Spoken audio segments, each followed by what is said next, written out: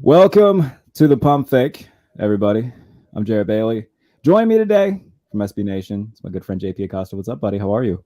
I'm doing great, doing great. Always fun to be on the show, talk some ball. Got a pretty good one today. I was excited when you sent me the topic. Yeah. So, if you didn't read the description and, however you're watching this or listening to it. So, JP and I each prepped three bold off-season predictions that we think will happen around the league. We will kind of pitter-patter off of one another, and it'll lead to some fun, engaging discussions. So, I will let you lead off with your first prediction. All right, so my first prediction is the Las Vegas Raiders sign Jacoby Brissett, then pick up the quarterback of the future in the NFL draft.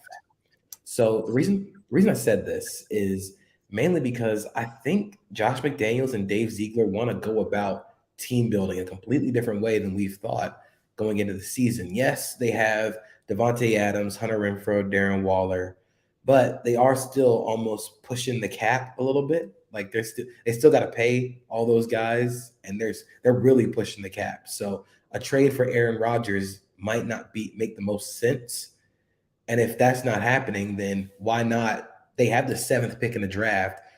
You could have one of those top four guys fall to you at seven, and you might as well pull the trigger and start the reset. And the best thing that you can do for a young quarterback is surround him with playmakers and play calling. And that's what the Raiders will have already in place. They have Josh McDaniels, who is still a very good play caller. And then they just went and got Scott Turner this year, who will add some new ideas into that offense. And then, of course, you have Devontae Adams, Hunter Renfro, Darren Waller. Those guys will make any young quarterback look great. So I definitely think going out and getting Jacoby Brissett to be kind of the stopgap guy for a year, Sure. then handing the reins over to the quarterback of the future will be the way that the Raiders go this offseason. Oh, am I muted? There we go. All right. Yeah, I did have a Raiders quarterback one in here as well. I love the Jacoby Brissett idea though, because if anybody's proven to be, kind of like that borderline, like lower level starter, really good stopgap backup, it's been Jacoby Brissett, and we saw that last year in Cleveland. And a lot of people want to see him get, some sort of starting opportunity.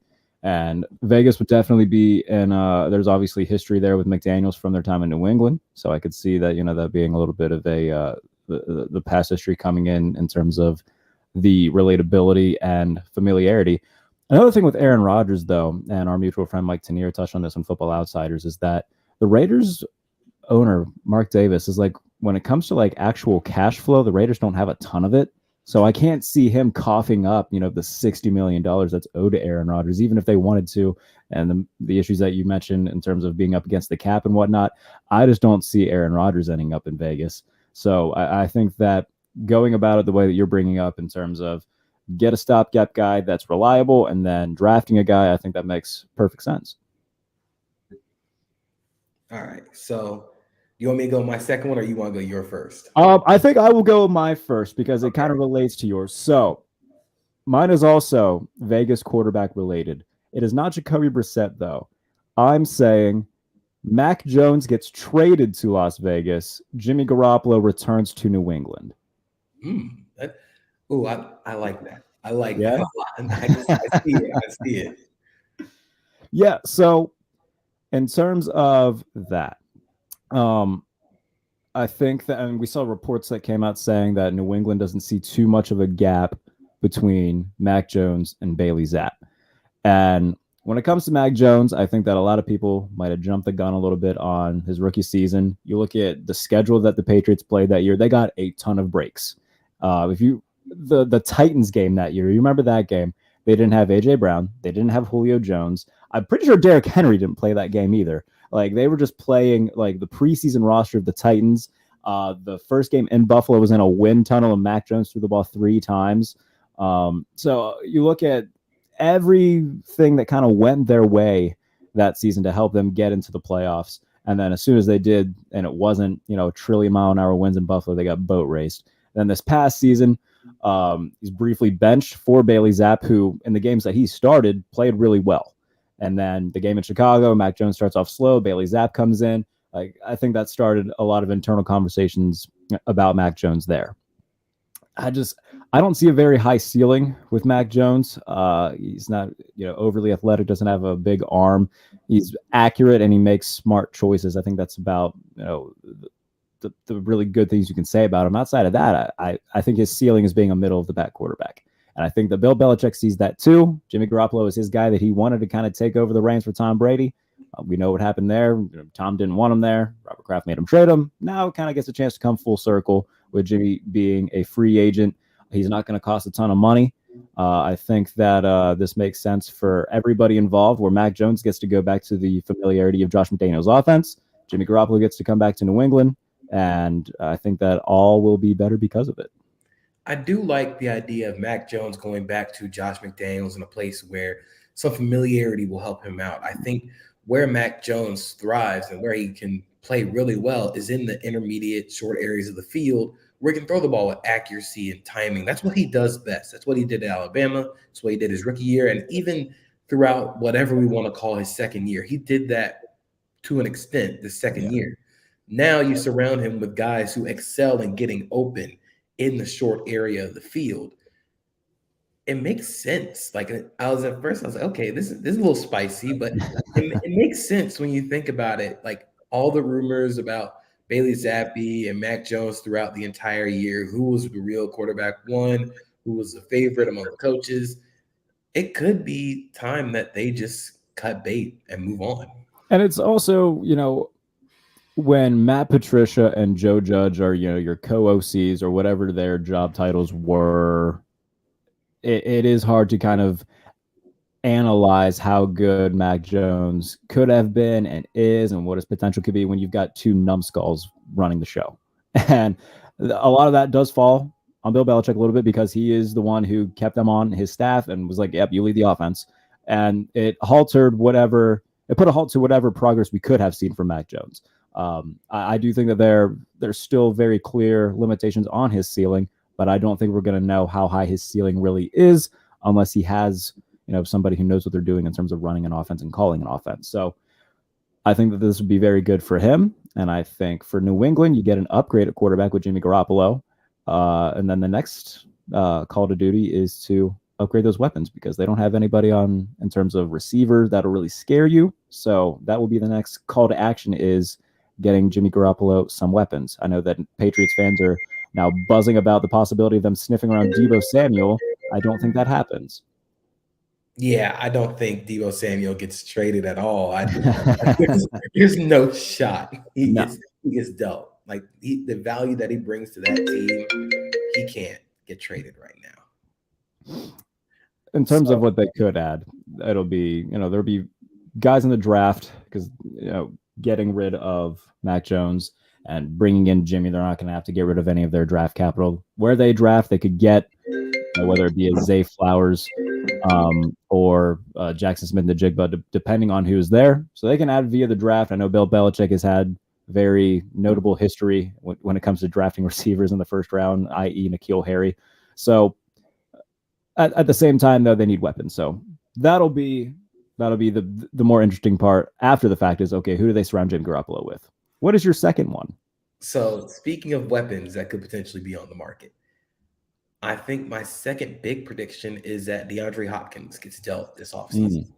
There's been a lot of smoke around DeAndre Hopkins requesting a trade. Of course, the no trade clause has been waived because of the PED suspension, but I do think the smoke that was around him wanting to be out of Arizona with the new offensive system coming in, with the new head coach coming in, I think it's time that he might actually want to be out of here. So I think with the way that teams have seen what the Dolphins did with Tua and going out and getting a Tyreek Hill, and with what the Eagles did with Jalen Hurts and going out and getting an A.J. Brown, it's very worth a team going out and trying to go get a DeAndre Hopkins for a young quarterback or a quarterback who's still unproven to see how much that quarterback actually has and how far they can actually go.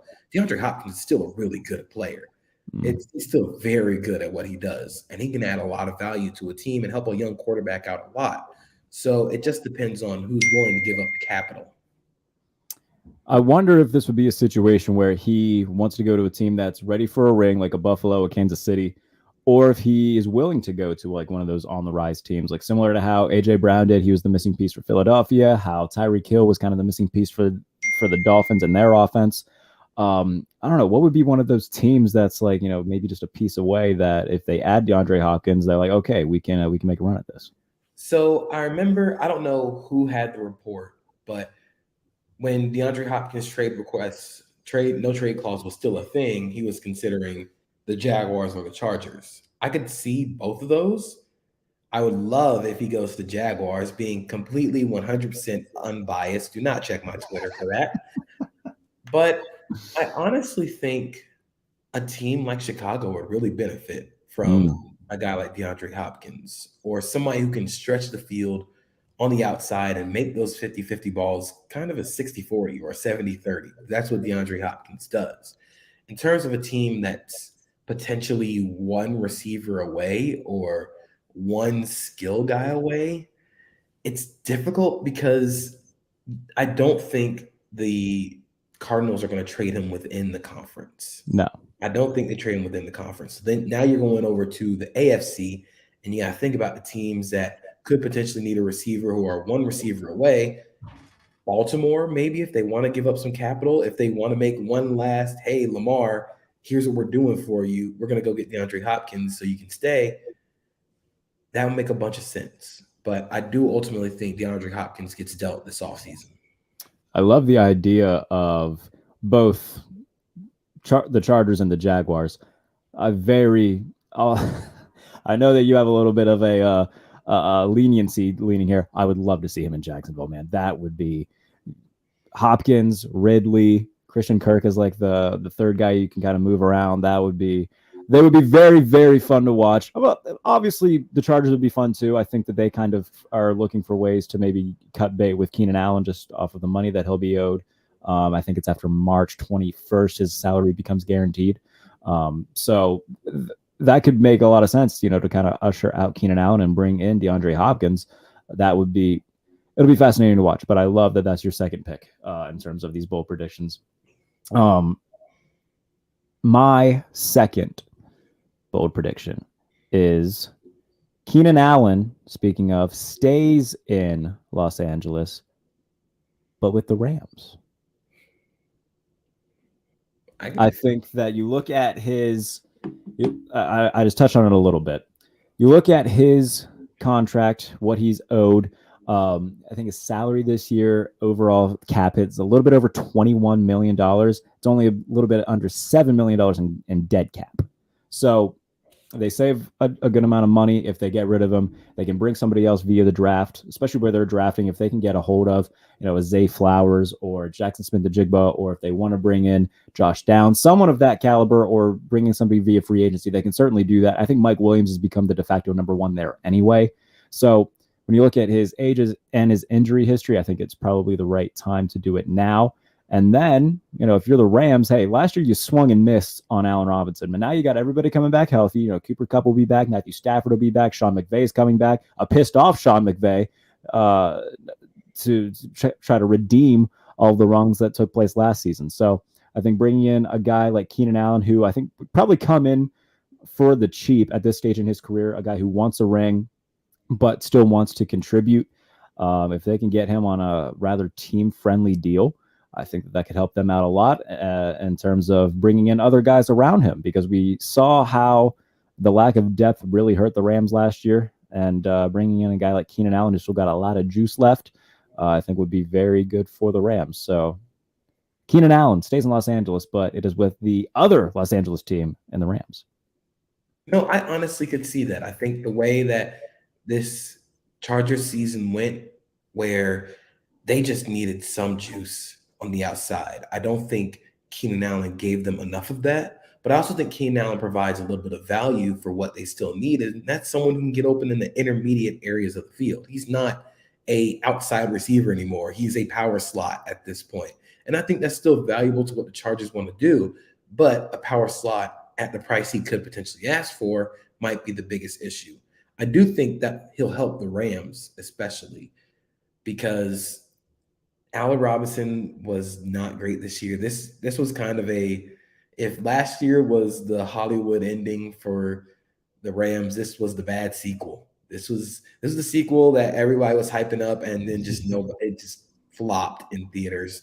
So maybe going out and adding a guy like Keenan Allen could help them get some more separation in the Yeah. intermediate areas of the field. They would still also need some receivers with some juice at that position too. So it might be interesting to see if they do decide to go get Keenan Allen, if they go out and get another guy with some speed, considering that Tutu Atwell just doesn't play. Yeah. So it could be interesting, but I definitely could see it. I also had, when I was doing this, I had written down KC question mark, because I could definitely see a situation where he gets waived and the Chiefs just jump on it, because he could be something similar with the Rams, where, if he went to Kansas City, he would absolutely be the biggest name there. I don't think he would feel the pressure as much as he did in Los Angeles, though, because the Chiefs just have so much depth at that spot. Like, they don't have any A guys, but they got a ton of like B minus C plus guys that they can plug and play. Kadarius Toney taking a step forward this year as well, I think would definitely help take the edge off of Keenan Allen if he went to the Chiefs. So I think that those are the two teams that I would kind of pencil in as 1 and 2 on where he would go. But the Rams just seems like it just seems like a very Rams thing to do as well, where as soon as like a big name guy becomes available, they're like, all right, yep, let's go get him. Yep. We're always in win now mode. Go get Keenan Allen. So I could see either of them, but I would lean a little bit Rams just for this, talking point at least. Your third bold prediction. So my third bold prediction, and this one is one that I've been thinking about a lot, considering where the Titans are and where they could end up being. I think my bold prediction is that Ryan Tannehill gets dealt before the season starts next year.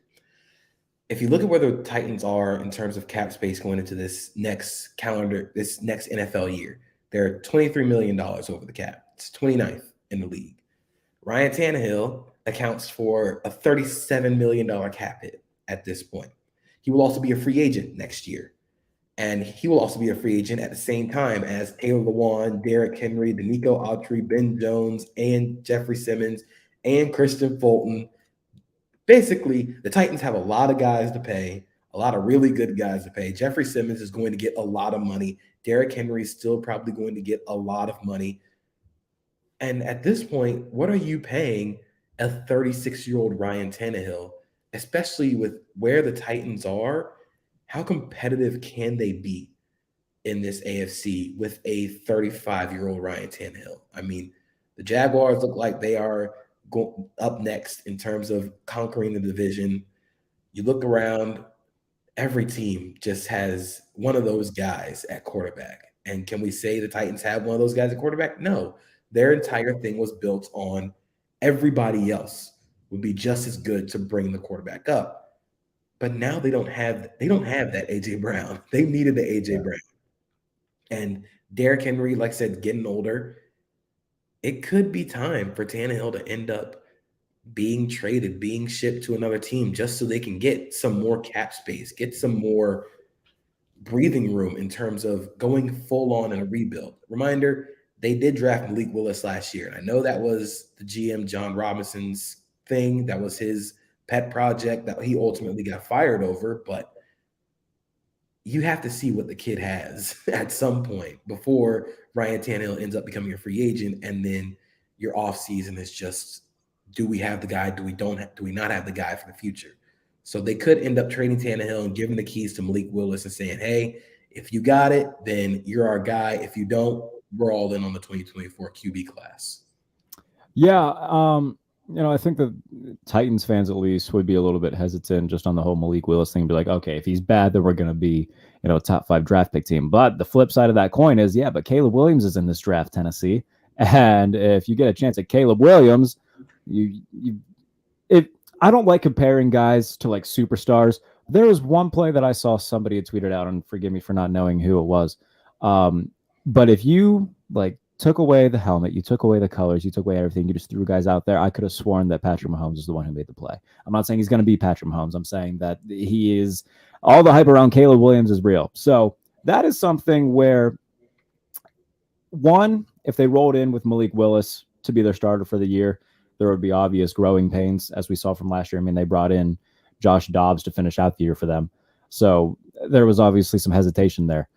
In terms of where Tannehill would go, do you think it would be like this is more of an Andy Dalton situation where he's now just kind of a journeyman, not going to help teams compete? Or do you think he could be, on a team that is on the brink of like, okay, we can win 8 to 9 games with this guy and maybe be a 7 seed?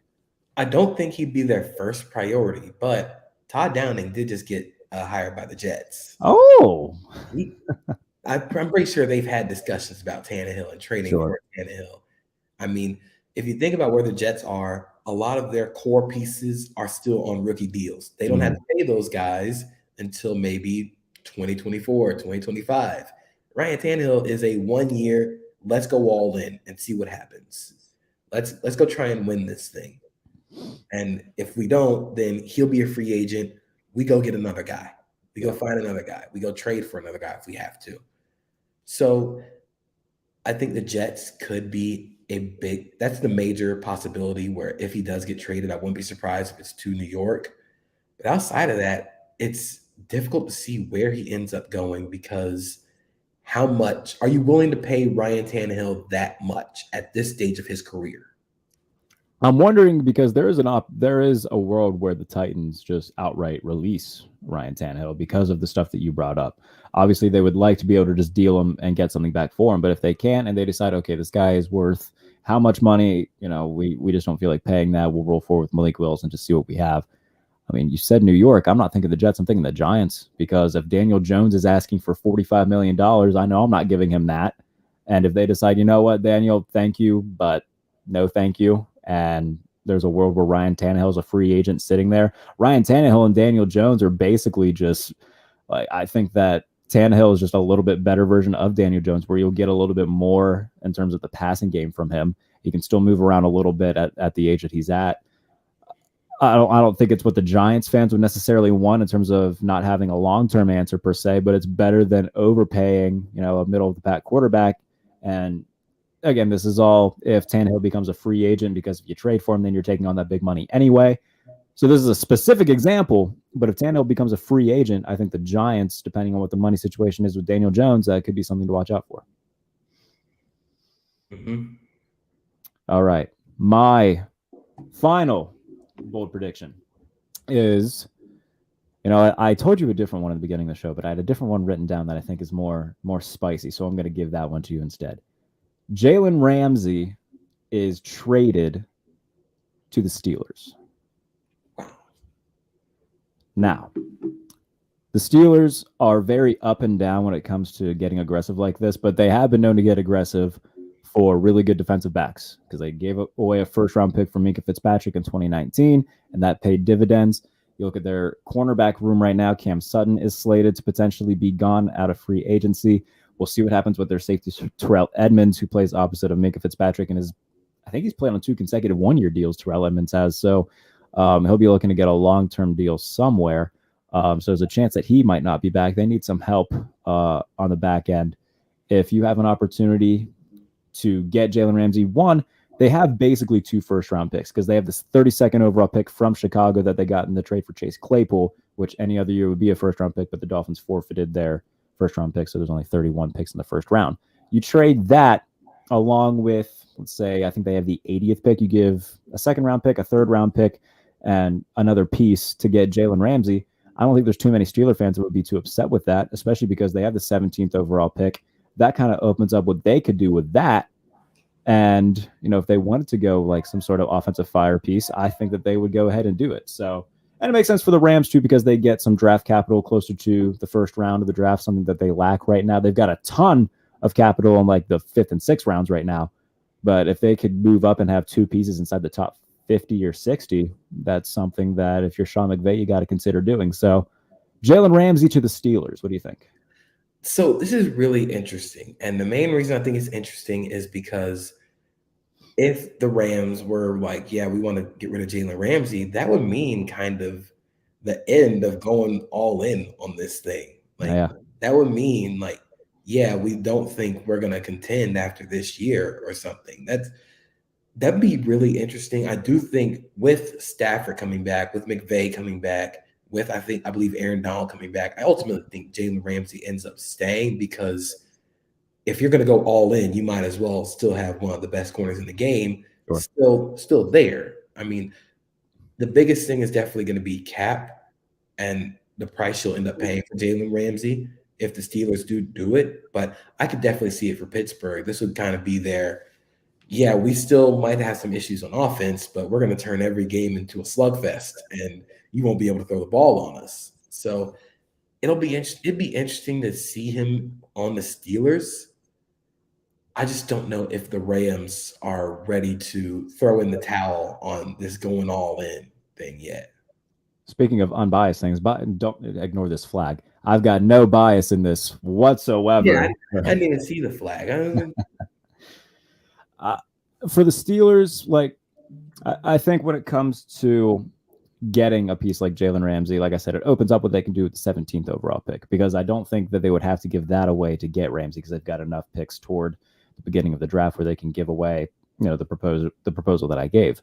So if they're thinking corner at 17, but they acquired Jalen Ramsey, and you've got somebody like one of these top-notch receivers still there, and you're thinking, okay, we saw what happened in terms of the AFC playoffs and the Super Bowl. We need as much firepower as we can get for Kenny Pickett.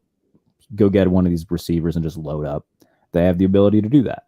So for Pittsburgh, it makes sense in that regard. For the Rams, I get where you're coming from in terms of if they're bringing everybody else back, they may as well bring Jalen Ramsey back. The money is the one thing that I think would make this argument relevant for me.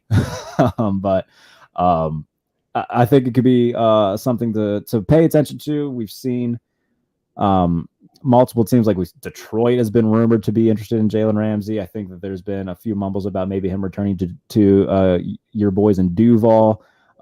So we'll see. I'm excited to see where Jalen Ramsey could land. It'll be a lot of fun, as will the rest of this offseason. We'll see how everything shapes out with our predictions. I did 10 of these, which comes out tomorrow morning. And if you're listening to this, it's probably already out on USA Today. So 10 bold offseason predictions.